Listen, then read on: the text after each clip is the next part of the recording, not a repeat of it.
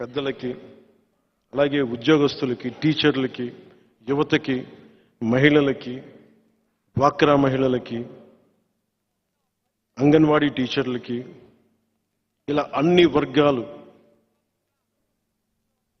అలాగే మీరు మైనారిటీలు కాదు, మీరు మెజారిటీలు అని చెప్పి నేను అనుకుంటాను ముస్లింల గురించి. మైనారిటీ అనే పదం ఒకసారి మనల్ని ఇబ్బంది పెడతా ఉంటుంది.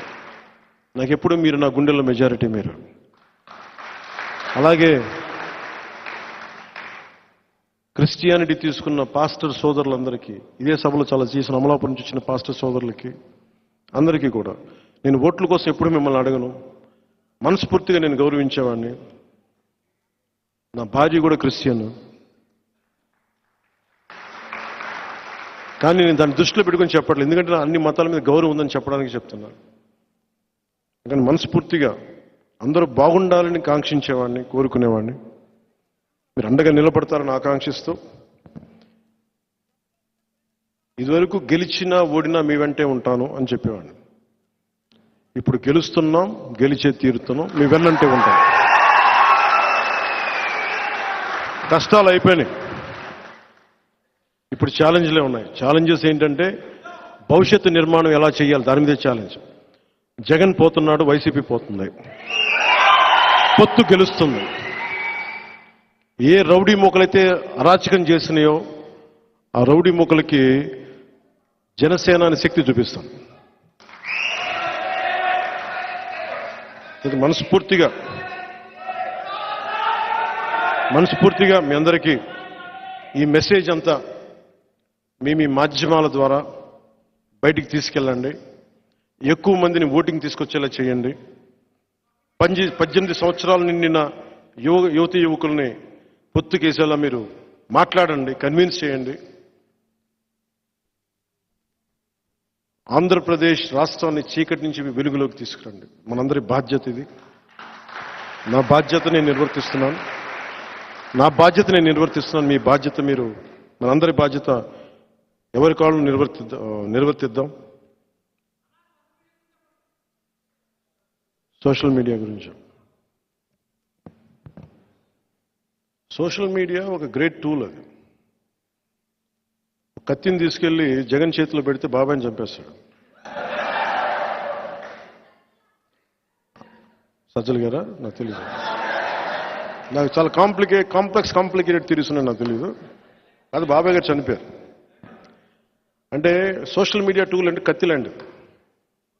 దాంతో కూరగాయలు చేసి కట్ చేసి కూరపప్పు వండుకోవచ్చు, బతకచ్చు, ఎదుటి మనుషులు పొడి చేయొచ్చు, కోడి కత్తితో కూర్చొని డ్రామాలు కూడా చేయొచ్చు. కానీ సోషల్ మీడియా సచ్ టూల్. నేను ఎందుకు సోషల్ మీడియాలో కూడా చాలా అరుదుగా వాడతాను, అవసరమైన మేరకే వాడతాను.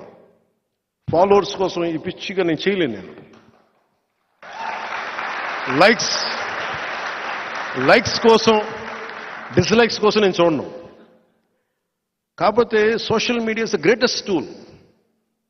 ఒక తెల్ల పేపర్ ఇస్తే దాని మీద ఒక కవి రాస్తే, శ్రీశ్రీ రాస్తే మహాప్రస్థానం వస్తాయి. జగన్కి ఇస్తే బూతులు వస్తాయి. So social media is such a great tool. మీరు విదేశాల్లో కూర్చొని ఇక్కడది మీరు నిర్ధారించకండి. సోషల్ మీడియాని ఎంతవరకు వాడాలో అంతవరకే వాడండి. Social media has become a menace in a way. చచ్చిపోతున్నారు చాలామంది, నలిగిపోతున్నారు. అది ఈ పొలిటికల్ రైవల్స్కి అది వెపన్ అయిపోతుంది. మన వాళ్ళకు కూడా చెప్తున్నాను, మీరు ప్రత్యర్థులను తిట్టేటప్పుడు కూడా ఒకవేళ మీరు భాషని తట్టుకోలేనంతగా తిడితే మటుకు ఇందుకు తిడుతున్నామని వాళ్ళకి పోస్ట్ చేయండి, తప్పక తిడుతున్నామని. అంతేగాని మీరు ఎదురుపడిపోయి చిన్నపాటి కామెంట్ నేను తిట్టినా కానీ కొంచెం భరించండి. పాలన మహా అయితే ఏం జరుగుద్ది?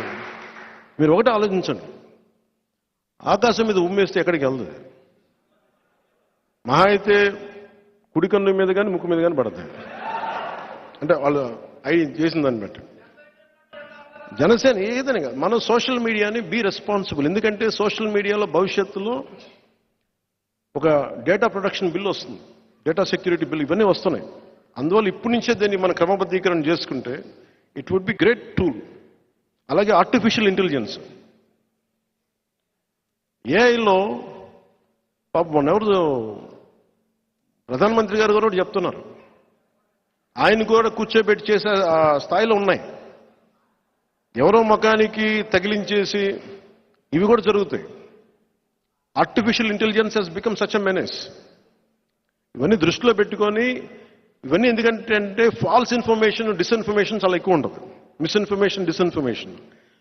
దాంట్లో భాగంగా మీరు ఎవరన్నా సరే నన్ను తిట్టగానే వెంటనే మావాడు చేసినట్టు, మావాడి మనమే పబ్లిసిటీ చేస్తున్నాం. మీరు చేయకండి, నిర్ధారించుకోండి.